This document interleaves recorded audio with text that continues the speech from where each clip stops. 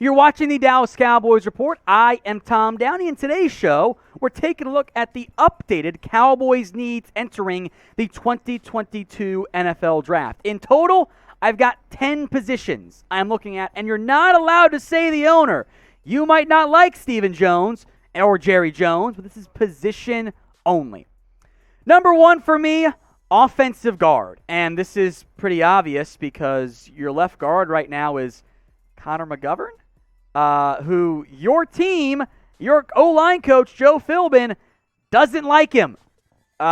He's not really a viable option for you at the position with the way your coaching staff, namely Joe Philbin, feels about him. So left guard is your singular biggest need as far as I'm concerned right now. And by the way, your head owner, Jerry Jones, said they would draft offensive line early unless there is a CeeDee Lamb, Micah Parsons type of scenario. And I think, by the way, those are two different ones because Parsons was not just BPA. It was your big position to need got picked over. So whether it's round one or round two, I would be very surprised if this organization left the draft without a plug-and-play starter at that spot. All right, wide receiver. Number two, a self-imposed need because Catboy got rid of Amari Cooper, which I think was just a very, very stupid move because Cooper is awesome at football. You shouldn't actively get worse, but hey, here we are. And someone said that Cowboys fans were insane. I'm not even going to use the R word here on Rumble because it was really inappropriate. I don't like that word. For the Cowboys, said the Cowboys receiver's not a need. You're dumb. Like, no, you're an idiot. Receiver is a need for this team. If you think otherwise, you're just wrong. The Cowboys say it's a need. Your number three is James Washington, and nobody else on your roster has really produced, and your other receiver, Michael Gallup, might be hurt for week one or in week two and week three. So, yes, receiver is a big-time need for this organization. Now, you might think it's not the number two need. It's all good. I like to have back and forth here. What is the biggest need then for the Dallas Cowboys? Is it receiver, offensive guard, something else? This is the pinned comment on today's video. So if we get the ad break here, take advantage of it. Head down there and let me know what the biggest need for the Dallas Cowboys is. Number three, edge rusher. Let's see here. I am not sold on it being the single biggest need for this Cowboys team, but they keep showing it's a need for us. I think you kind of sort of overpaid Dorrance Armstrong. Maybe the breakout comes. They're not going to use Micah pass rusher full-time at that spot. Okay. They are showing a lot of interest in second round and third round edges. Because in the end, the Cowboys are still trying to replace Randy Gregory. And whether you want to blame Randy for bailing or the Cowboys organization or whatever, the end result was it was cheeks. Yeah, it was bad. It did not go the way you wanted it to go. I don't care if Jerry says El Paso. Jerry's lying. Sorry. It's not the way that conversation really went, and it's not the way the Cowboys wanted it to go. So edge is still a premium need. Number four, center. And this really comes down to how confident you feel in Tyler Biadasz, a.k.a.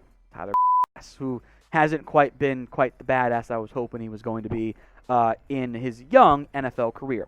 I think a minimum is a day 3 pick here for competition between Biadasz and maybe Matt Farniok and that draft pick there. I believe this, and not everyone agrees with me, that's fine. It's an opinion in the end. I think when you've got really good center play, suddenly, all of a sudden, the rest of your offensive line plays a lot better. I think that matters a lot for the Cowboys. So I would love Tyler Linderbaum. If you can't get him, there are some Linderbaum light options later on in the NFL draft. Folks, the Cowboys Report is also now on Rumble. This is free and uncensored content, meaning when I say fuck, I don't get bleeped out, like if you're watching on YouTube, for example. There's also sports, news, politics, tech, and business I'm not brave enough for politics, but there are plenty of accounts you can follow here on Rumble. And we're trying to grow the Cowboys Report to other platforms that you guys use. So give us a follow at rumble.com/CowboysTV. Tight end, Dalton Schultz. I'm not sure he's going to be long-term. There has been not a peep about a potential long-term deal for Schultz beyond we want to get that deal done. But I don't know how active they're really being there. And they are showing a ton of interest in a wide variety of tight end prospects. Lonnie Woods, Cade Otton, Jalen Weidermeyer, etc. So I would say this, because do we trust Sean McEwen, Jeremy Sprinkle, Ian Bunting?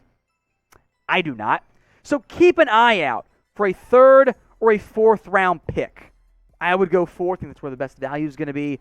The thing, this is stuff that Jerry and Steven have said. They do not hide their draft intentions. They don't care. They will happily say to anyone listening, because they like the all news is good news type of stuff in terms of attention.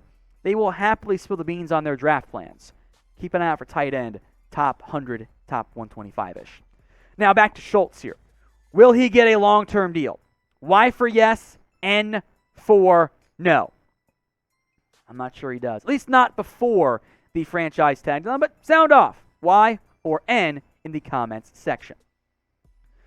Number 6, and this is one of the tier breaks in terms of needs, is right here. I think the big 5, then it's 6. Linebacker.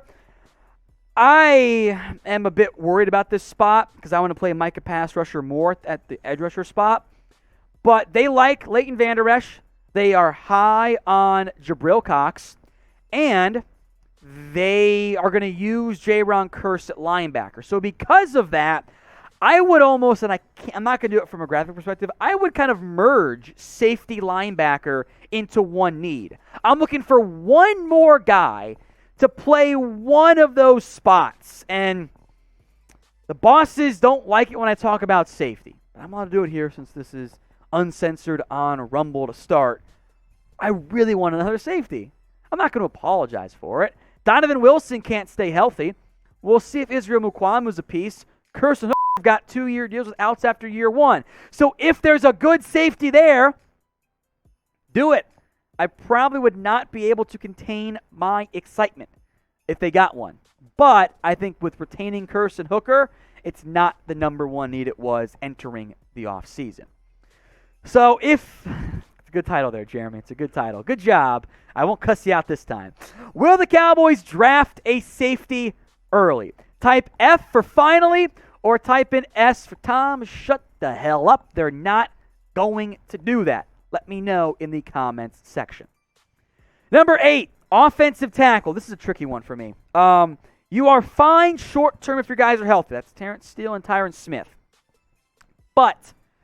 the Cowboys, I think, want to believe in Josh Ball, who, as a reminder, cheeks. Beyond, and I've said my piece. I'll move on. He didn't play at all this year, so that's a bit of an unknown.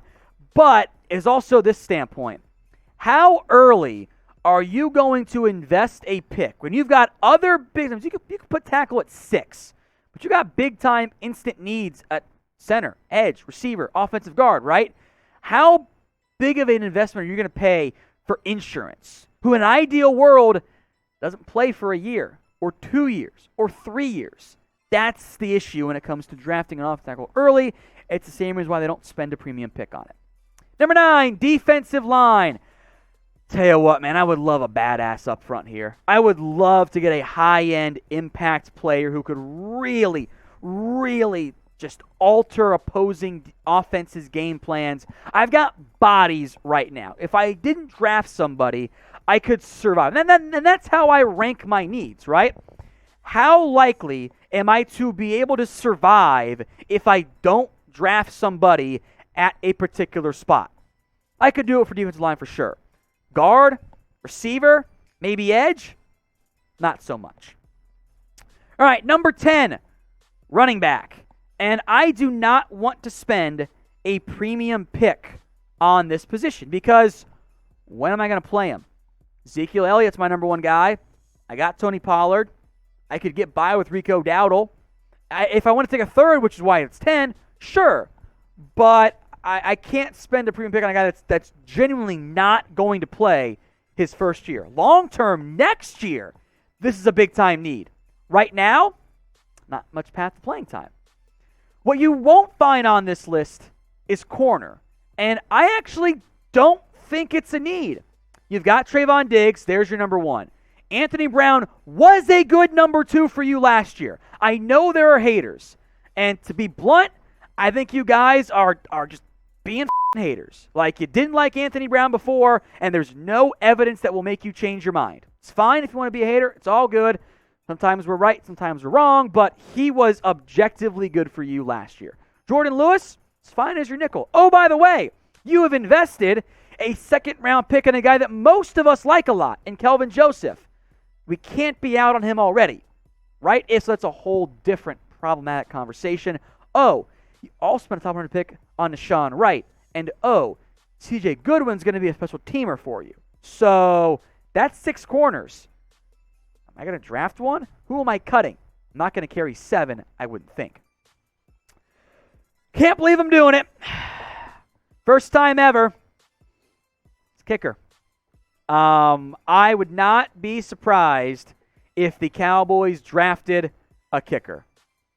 They've got 4 fifth-round picks. People are going to overreact because it's a follower league to what Evan McPherson did, even though the Bengals also missed the kicker a year before that, and they lost him because he was bad.